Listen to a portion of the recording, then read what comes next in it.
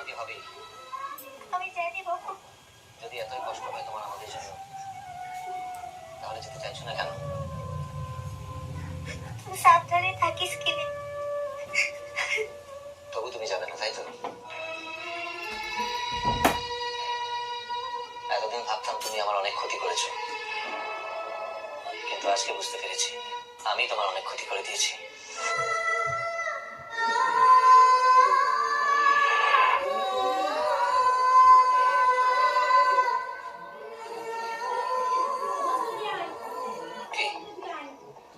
জামাটা পাল্টে লিখে নে। সে না হয় পাল্টে নেব, কিন্তু দাগটা তো থেকেই যাবে। আমি আমি ইচ্ছা করে কিছু করিলে।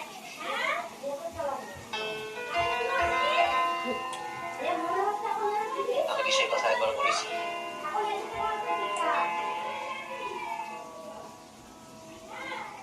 তুই যদি আমাকে একটু সময় দিস তাহলে ওটা আমি ধুয়ে দেখি নে। না থাক, এটা আমার কাছেই থাকবে। চা বানাই দেবো? থাক, দরকার নেই, বাসে ওঠার আগে খেয়ে নেব। আমি চলে যাচ্ছি মা।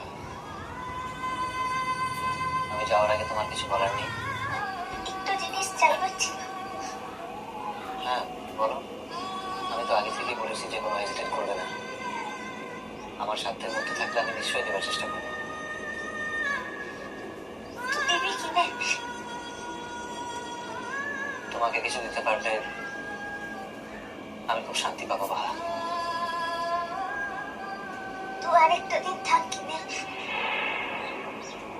এই তোমার চাওয়া? এই আমি একটা দিন থাকলে তোমার সব চাওয়া পূরণ হয়ে যাবে?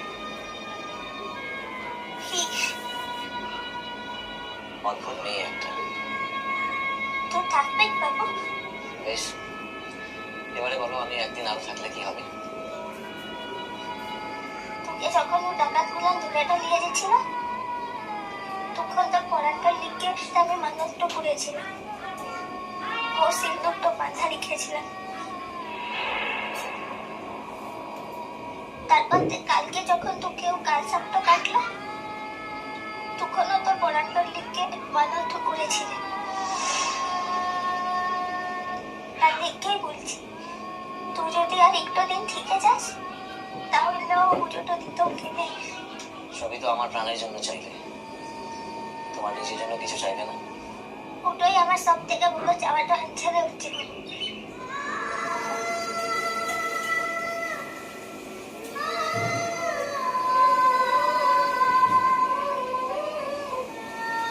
শুধু একটু দিনই চাইছি রে বাবু তোর কাছ থেকে, শুধু একটু দিন। পুজোটা কবে করবে? আজ। কি করে পুজোটা করবে? তোমার কাছে তো টাকা নেই, আর পুজোর তো একটা খরচ আছে। মোর কাছে টাকাটা আছে। টাকা আছে তোমার কাছে? এই ও স্কুলের ব্যাগটাতে আছে। দিদিমণি বলেছে যে ও জলপানির লিখে অনেক টাকাটা জমা হয়েছে। জল পানির টাকা তোমাকে পুজো করাতে খরচ করার জন্য দেওয়া হয় না। সেটা জানা তো মোর কাছে আর টাকাটা আসবে কি? আর যদি আমি বলি যে পুজোর সব খরচ আমার?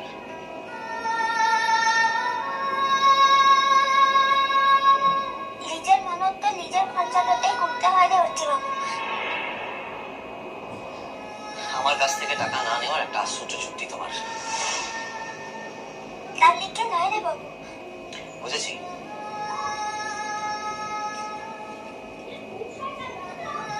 তুই গুসাটা করিস নাই।